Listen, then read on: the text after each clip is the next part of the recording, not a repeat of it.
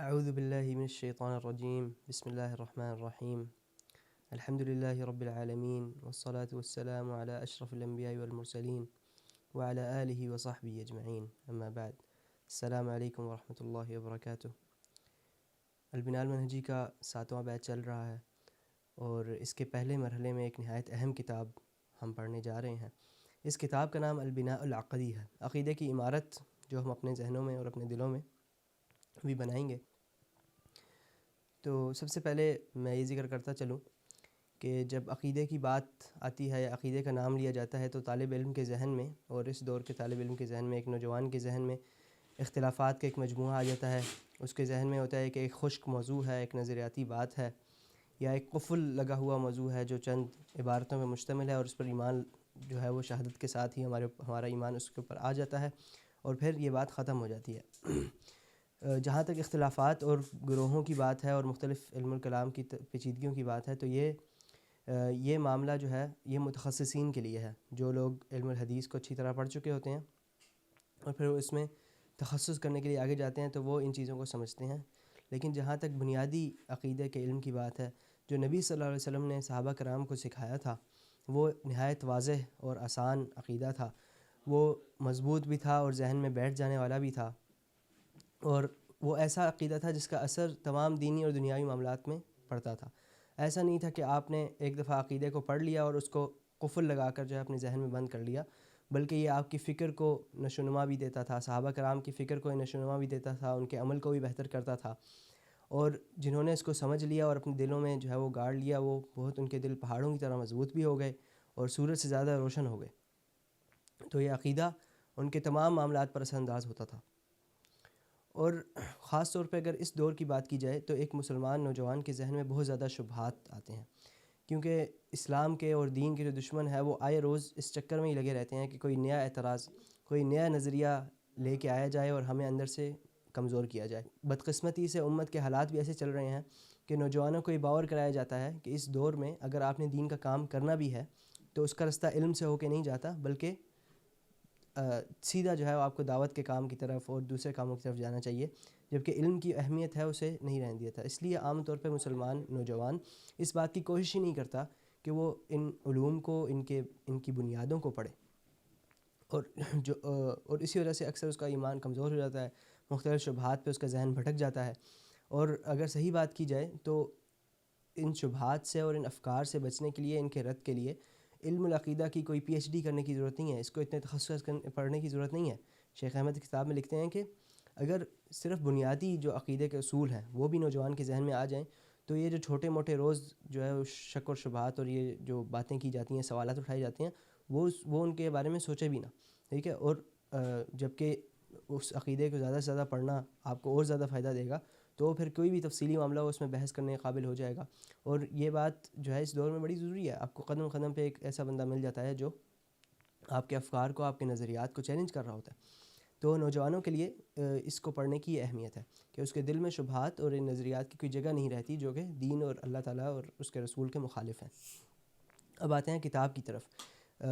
یہ کتاب جو ہے 3 حصوں میں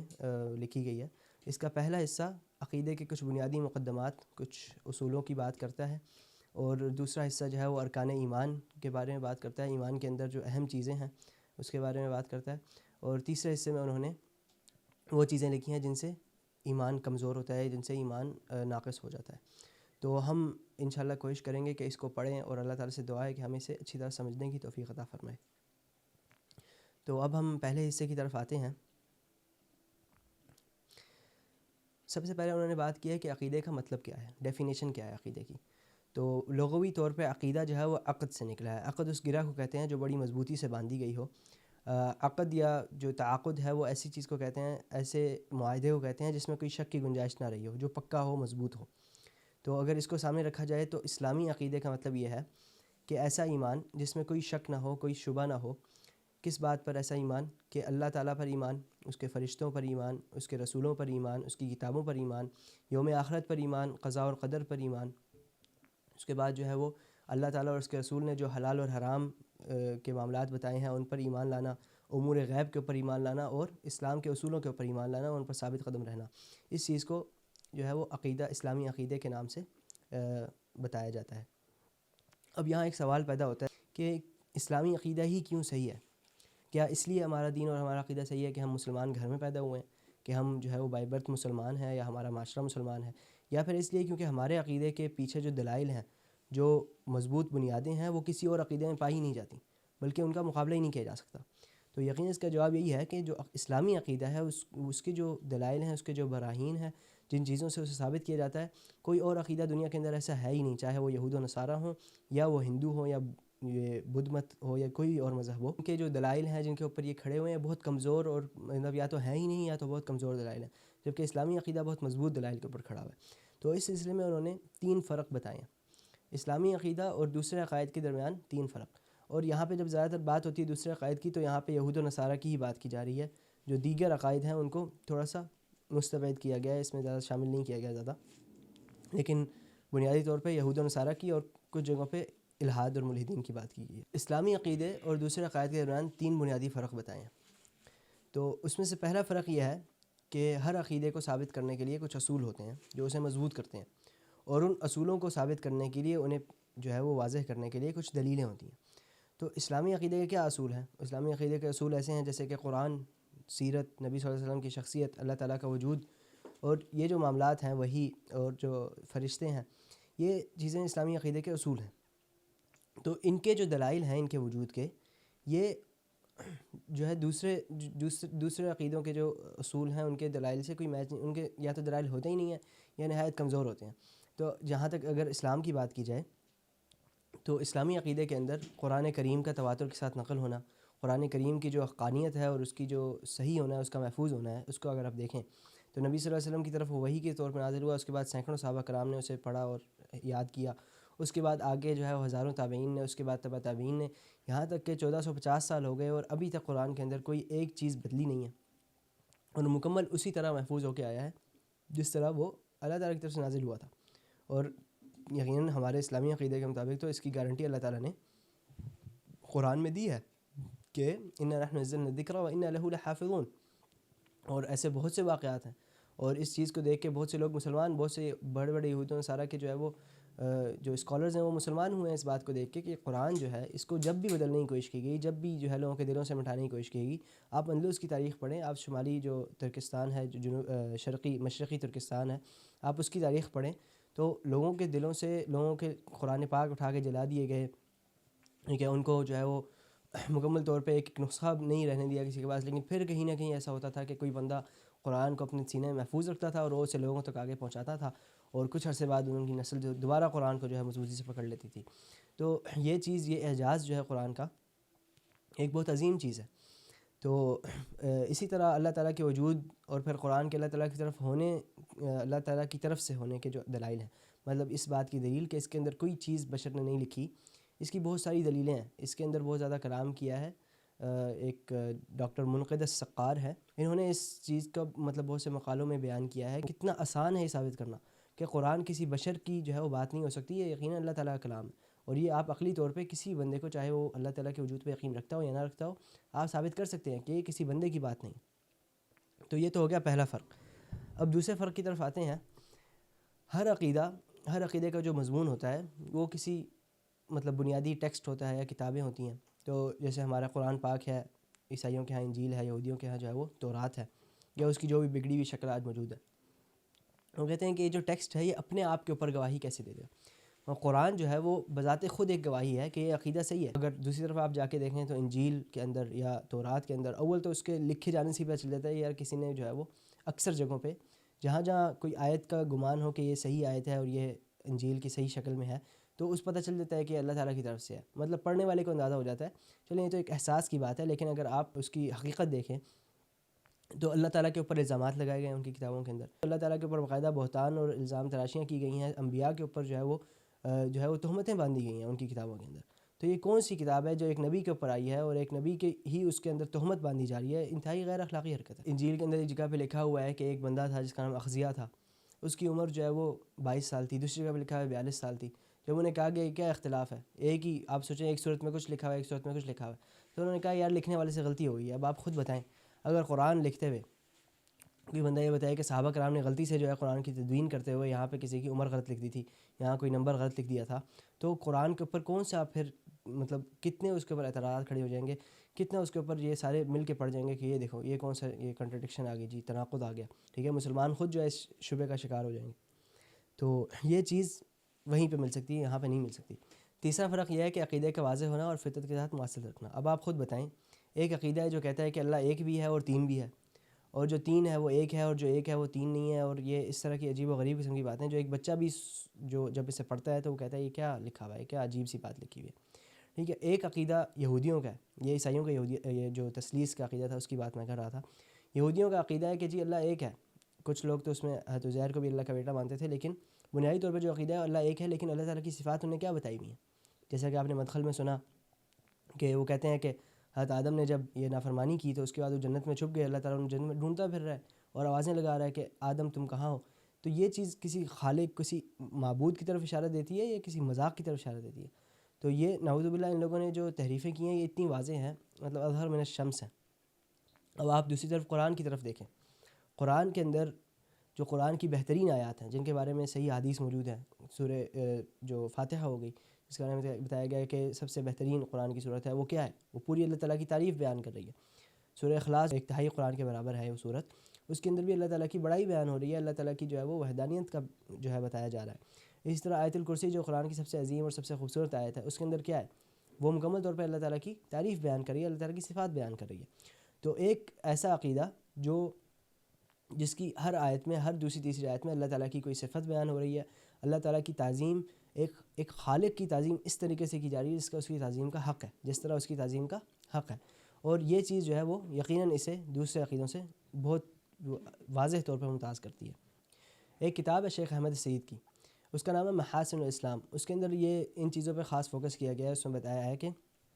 یہ جو اسلام کی خوبصورت چیزیں ہیں، یہ جو حسن ہے اسلام کا، جو بہت بہترین باتیں ہیں جو کسی دوسرے عقیدے میں نہیں، اویلیبل ہی نہیں ہے، ٹھیک ہے، تو یہ ان چیزوں کے بارے میں بتایا گیا ہے. تو یہ کتاب مطلب پڑھنے والی ہے اور بہت اچھی ہے. پہلے حصے کے دوسرا جو موضوع ہے وہ یہ ہے کہ صحیح عقیدہ رکھنے کے کیا فوائد ہیں. ایک انسان، ایک مسلمان کا جب عقیدہ صحیح ہوتا ہے، کامل ہوتا ہے، تو اس کو اس کا کیا فائدہ ہوتا ہے، اس کے کیا آثار ہیں جو اس کی زندگی میں آتے ہیں. تو یہاں پر شیخ احمد لکھتے ہیں کہ جو اس دور کے اساتذہ ہیں، جو والدین ہیں اور جو مربین ہیں، انہیں اس چیز کی خاص ضرورت ہے کہ وہ اپنے جو شاگرد ہیں، اپنے جو ان کی جو کسٹڈی میں جو لوگ ہیں، انہیں بتائیں، انہیں سمجھائیں کہ محاسن اسلام کے بارے میں بتائیں، اسلام کی خوبصورتی، اسلام کے فوائد. انہیں یہ بتائیں کہ جس نعمت کے اندر وہ جی رہے ہیں، یہ ویسے تو یہ بات عام طور پہ کی جاتی ہے کہ جی اسلام بہت بڑی نعمت ہے، لیکن کس طرح؟ مطلب ایک بندہ اسلام پر اور عقیدے پر مکمل طور پہ اس کا صحیح عقیدہ ہے، وہ سمجھتا ہے کہ میرا صحیح عقیدہ ہے، اسلام پر کاربند ہے، لیکن اس کی زندگی کس طرح گزر رہی ہے؟ نہ اس کی زندگی میں کوئی سکون ہے، نہ اس کی زندگی میں اس کے اندر کوئی صبر ہے، نہ اس کے اندر کوئی اخلاقی ضابطے ہیں. تو اس کا مطلب ہے اس کے عقیدے میں کوئی گڑبڑ ہے، اس کے ایمان میں کوئی ٹیڑھ ہے. تو یہ چیز اپنے بچوں کو کہتے ہیں کہ اپنے بچوں کو، اپنے شاگردوں کو بتائیں کہ یہ کتنی بڑی نعمت ہے اور اس کا کیا مطلب ہے. ٹھیک ہے، تو یہاں پہ وہ بتاتے ہیں کہ 4 فوائد بتاتے ہیں، 4 آثار بتاتے ہیں. پہلا جو اثر ہے وہ سعادت العبودیہ للہ، کہ اللہ تعالیٰ کی بندگی کے اندر جو سعادت ہے وہ اسے حاصل ہوتی ہے. اس حوالے سے جو ہے وہ بہت سے اقوال نقل کیے ہیں. یہاں پہ ابن القیم کا ایک قول ہے کہ جو مسلمان ہوتا ہے اس کے لیے دنیا میں ایک جنت ہوتی ہے، اور وہ جنت یہ ہوتی ہے کہ اللہ تعالیٰ کی محبت میں ہوتا ہے، اور جو اللہ تعالیٰ کی محبت اور اللہ تعالیٰ سے ملاقات کے جو شوق ہوتا ہے اس کی لذت میں جی رہا ہوتا ہے. اور یہ چیز کوئی اور لذت جیسی نہیں ہو سکتی، کوئی اور خوشی جو ہے وہ دنیا کے اندر نہیں ہو سکتی جو اس خوشی سے زیادہ بہتر ہو. اور وہ ابن تیمیہ کا ایک قول نقل کرتے ہیں کہ ابن تیمیہ نے کہا کہ دنیا میں ایک ایسی جنت ہے جو اس میں داخل نہ ہوا وہ آخرت کی جنت میں نہیں داخل ہوگا. تو وہ یقیناً اسی جنت کی بات کر رہے ہیں جو اللہ تعالیٰ کے شوق، اللہ تعالیٰ کی محبت کی جو جنت ہے، جس میں مسلمان جیتے جی داخل ہوتا ہے دنیا کے اندر. اور یہاں پہ اسی طرح کے ایک شخص جو ہے وہ عابد اور زاہد شخص، ان کا قول نقل کیا گیا ہے کہ دنیا کے لوگ تو مسکین ہیں، فارغ لوگ ہیں، انہیں پتہ ہی نہیں ہے، یہ دنیا میں موجود تو ہیں لیکن انہیں پتہ ہی نہیں ہے کہ دنیا میں سب سے بہترین چیز کیا ہے. وہ کہتے نہیں ہیں کہ مطلب اس کی عمر گزر گئی، اسے یہ بھی نہیں پتہ چلا. ٹھیک ہے، تو وہ کہتے ہیں، لوگوں نے پوچھا کہ کیا نہیں پتہ چلا؟ انہوں نے کہا کہ اسے یہ نہیں پتہ چلا کہ دنیا کے اندر سب سے زیادہ سعادت، سب سے زیادہ خوشی، سب سے زیادہ جو آپ کے جو سکون ہے وہ اللہ تعالیٰ کی محبت کے اندر ہے، اللہ تعالیٰ کے احکام کو پورا کرنے کے اندر ہے، اللہ تعالیٰ کی ملاقات کے شوق کے اندر ہے. تو یہ پہلا فائدہ ہے. کہ اللہ تعالیٰ کی بندگی کی سعادت حاصل کرنا۔ دوسرا فائدہ دنیا کی مصیبتوں کے اوپر صبر۔ تو انسان جب اپنا تعلق دنیا سے جوڑتا ہے، اس کا تعلق جو ہے کسی دنیاوی چیز سے جڑا ہو، چاہے وہ مال و دولت ہو، چاہے اس کے والدین ہو یا کوئی اور کوئی انسان ہو، دنیا کے اندر موجود کوئی بھی شے جس کی محبت سے اپنا تعلق جوڑتا ہے، جب وہ اس سے چھن جاتی ہے تو وہ بالکل ہی ایک طرح سے اس کا دل ٹوٹ جاتا ہے اور وہ کسی کام کا نہیں رہتا، کیونکہ یہ آخری چیز ہوتی ہے اس کے لیے، یہ ختم ہو گئی تو پھر جینے کا کیا فائدہ۔ اور جب انسان کا تعلق سیدھا آسمان سے جڑا ہو، اس کا تعلق نبی صلی اللہ علیہ وسلم کی محبت، اللہ تعالیٰ کی محبت، اللہ تعالیٰ سے ملاقات، نبی صلی اللہ علیہ وسلم کے جوار میں رہنے کا شوق اور جنتوں کے حصول کی طرف جڑا ہوا ہو، تو دنیا کے اندر جو بھی مصائب ہوتے ہیں یقیناً اس پہ تکلیف ہوتی ہے یقیناً، لیکن اس مسلمان کا کیا وتیرہ ہوتا ہے، وہ کہتا ہے کہ انا للہ و انا الیہ راجعون۔ وہ کچھ عرصے بعد سنبھل جاتا ہے، وہ کچھ علم اور غم کے بعد جو ہے وہ سنبھل جاتا ہے اور واپس اپنی بنیاد کی طرف لوٹ آتا ہے، اور بنیاد کیا ہے؟ وہ اللہ تعالیٰ کی بندگی ہے۔ تو یہاں پہ وہ بتاتے ہیں کہ ایک آیت انہوں نے یہاں پہ کوٹ کی کہ ما اصاب مصیبت فی الارض الا باذن اللہ ومن یؤمن باللہ یہدی قلبہ، کہ زمین میں جو بھی مصیبت تمہارے اوپر آئی ہے وہ اللہ تعالیٰ کی مرضی سے آئی ہے، ومن یؤمن باللہ، اور جو اللہ تعالیٰ پر ایمان رکھتا ہے اللہ تعالیٰ اس کے دل کو ہدایت دیتا ہے۔ اس کا مطلب یہ ہے کہ جو اللہ تعالیٰ پر ایمان رکھتا ہے، توکل اس کا اللہ تعالیٰ پر مضبوط ہوتا ہے اور اس کا عقیدہ مضبوط ہوتا ہے، تو اللہ اس کے دل کو جو ہے وہ راضی کر دیتا ہے، اس تکلیف میں زیادہ دیر تک نہیں رہنے دیتا، اس کو ہدایت دیتا ہے۔ تو یہاں ہدایت سے مراد جو ہے اس کے دل کو جو ہے دلاسا دینا، اس کو سکون مہیا کرنا، اس کے الم اور رنج کو ختم کر دینا، یہاں اس کی بات ہو رہی ہے۔ تو تیسرا جو فائدہ ہے وہ یہ ہے کہ ایک انسان اپنے آپ کو جانتا ہے، اپنے خالق کو جانتا ہے، مطلب معرفت۔ تیسرا جو فائدہ ہے نا وہ صحیح عقیدہ کا ہے کہ اس کے اندر معرفت ہوتی ہے، اسے پتہ ہوتا ہے وہ دنیا میں کیوں آیا ہے، اس کا خالق کون ہے، اسے کون لے کے آیا ہے، اس نے کہاں جانا ہے، اس کو اپنے انجام کا پتہ ہوتا ہے، اپنے مقصد کا پتہ ہوتا ہے، اپنے وجود کا پتہ ہوتا ہے۔ اب یہی سوال آپ ایک ملحد سے پوچھیں، پتہ اسے سب ہوتا ہے، لیکن چونکہ وہ ایک عقلی مرض کے اندر مبتلا ہوتا ہے، تو یہ شیخ احمد لکھتے ہیں کہ جو الحاد ہے نا، انہیں ساری بات یہودیت اور عیسائیت میں ہی رہ گئی، تو انہوں نے آخر میں لکھا کہ میں الحاد پہ اس لیے بات نہیں کر رہا کہ الحاد جو ہے وہ ایک جنون ہے، ایک عقل کا جو ہے نا، جب کسی کی عقل بگڑ جاتی ہے تو الحاد کی طرف جاتا ہے۔ وہ کہتا ہے کہ جو بندہ عقل رکھتا ہے اور یہ سوچتا ہے کہ عقل کسی نے نہیں بنائی، جو بندہ جو ہے وہ سانس لیتا ہے وہ سوچتا ہے جی اس کے جسم، وہ اپنے جسم کے اندر نہیں غور کر سکتا کیا کیا چیزیں اللہ تعالیٰ نے بنائی ہیں، پھر وہ آسمانوں کے اوپر نہیں غور کر سکتا، وہ پوری زمین کے اندر اسے ہر چیز بتا رہی ہے کہ جی اللہ تعالیٰ جو ہے وہ موجود ہے، کوئی خالق موجود ہے، پھر بھی اسے ڈینائی کرتا ہے، تو میں تو اسے عقل کی خودکشی کہوں گا۔ وہ کہتے ہیں کہ الحاد جو ہے وہ عقل کی خودکشی ہے۔ تو ابھی یہاں پہ یہ جو تیسرا فائدہ ہم نے بتایا ہے، اس میں اگر آپ دیکھیں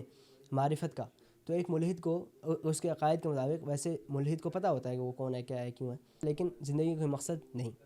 ٹھیک ہے، کچھ ایسا نہیں، جانوروں جیسی زندگی ہے، وہ یہ سمجھتا ہے کہ ایک مخلوق ہے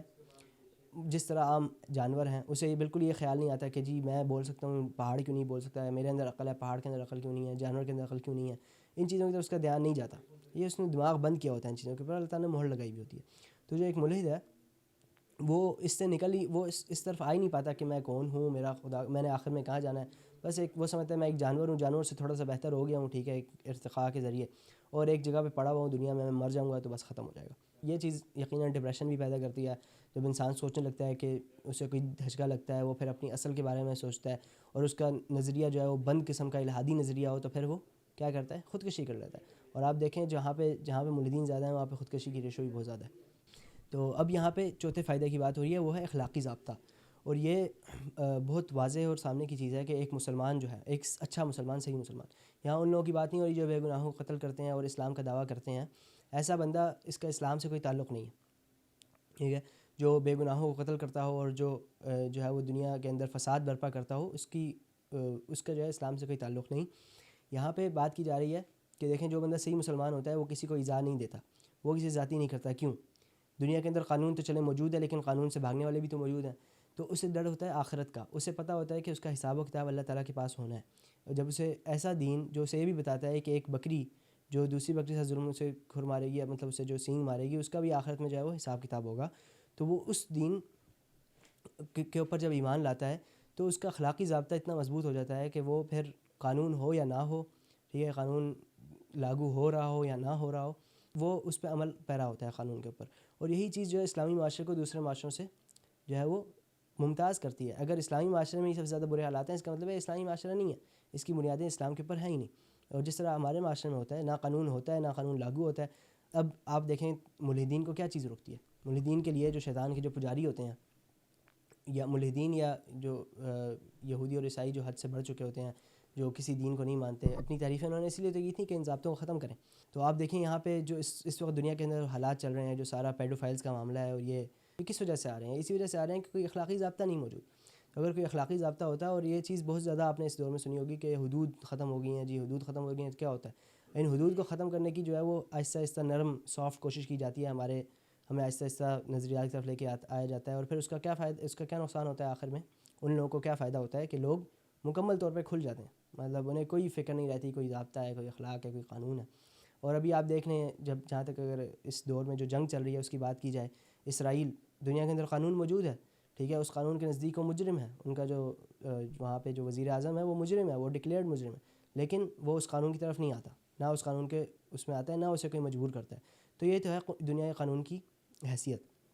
اور جہاں تک آخرت کا قانون ہے، وہ ہر مسلمان کو پابند کرتا ہے کہ تم نے کسی جانور تک کوئی ایذا نہیں پہنچانی، ٹھیک ہے، تم نے کسی کا حق مارا تو اللہ تعالیٰ کے حقوق بھی چاہے تم پورے کر لو، آخرت میں تمہارا اس بندے کو حق دیا جائے گا پورا. تیسرا موضوع قرون مفضلہ کے نام سے ہے، مطلب بہترین صدیاں.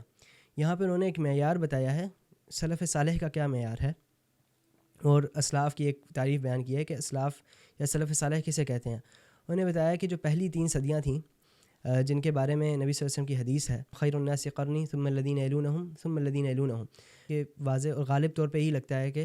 خیر القرون سے مراد جو پہلی صدی یا پہلے جو بہترین نسل تھی وہ صحابہ کرام تھے، ان کے بعد تابعین تھے، ان کے بعد تبع تابعین تھے. یہی چیز ارجح نظر آتی ہے. تو تبع تابعین جو ہے وہ تقریباً 220 ہجری کے زمانے تک ختم ہو گئے تھے. اب معاملہ یہ ہے کہ جب سلف صالح کی بات کی جائے اور ان کے طریقے کے مطابق قرآن و سنت کو سمجھنے کی بات کی جائے، جس طرح صحابہ کرام نے جس طرح عقیدے کو سمجھا، انہوں نے یقیناً بہترین طریقے سے سمجھا، اور انہوں نے جس طرح آگے سمجھایا، انہوں نے یقیناً بہترین طریقے سے سمجھایا. اب ہوتا یہ ہے کہ اس دور کے اندر جس چیز کی طرف یہاں اشارہ کرنا چاہ رہے ہیں وہ یہ ہے کہ اس دور کے اندر بہت سے لوگ ہیں جو اپنے آپ کو سلفی کہتے ہیں، مطلب اپنے آپ کو سلف سے منتمی کرتے ہیں، ان کی طرف جوڑتے ہیں، لیکن ان کے معیار الٹا ہوتا ہے. بجائے اس کے کہ وہ صحابہ کرام سے شروع کریں، پھر تابعین کی طرف آئیں، پھر تبع تابعین کی طرف آئیں، وہ ڈائریکٹ تبع تابعین سے شروع کرتے ہیں، پھر تابعین، پھر صحابہ کرام. اس کی وجہ یہ ہے، اور ایک غلط وجہ نہیں ہے، وہ یہ کہتے ہیں کہ جو بدعتیں تھیں اور جو انحرافات تھے وہ تبع تابعین کے دور تک تقریباً شروع ہوئے تھے جا کے. تو انہوں نے جو اس میں کلام کیا تھا، جو کتابیں لکھی تھیں، اور تبع تابعین میں نہیں، حتیٰ کہ یہ تو پہلی 2 صدیاں بنتی ہیں، لیکن 4تھی صدی تک جا کے وہ جوڑتے ہیں. اور اس کا نقصان یہ ہوتا ہے کہ وہ بنیادی باتوں کو نظر انداز کر، ان کا سارا فوکس جو ہوتا ہے وہ فروعی معاملات کے اوپر ہو جاتا ہے. وہ نصرت امت اور صحابہ کرام کے جو دور میں جو معاملات تھا، سب سے زیادہ اہم کیا چیزیں تھیں؟ امت کی نصرت، اپنے مسلمان بھائی کی مدد کرنا، جہاد فی سبیل اللہ، اس کے بعد جو ہے وہ دعوت اللہ جس طریقے سے بھی ممکن ہو، پھر حلال حرام کا معاملہ تھا. یہ جو معاملات تھے یہ بہت بنیادی تھے، ٹھیک ہے. اس دور میں یہ جو علماء جو آگے کی طرف گئے ہیں، انہوں نے فروعی معاملات کے اندر دین کو موڑ دیا، ٹھیک ہے. تو وہ بنیادی معاملات کو بھول گئے، اور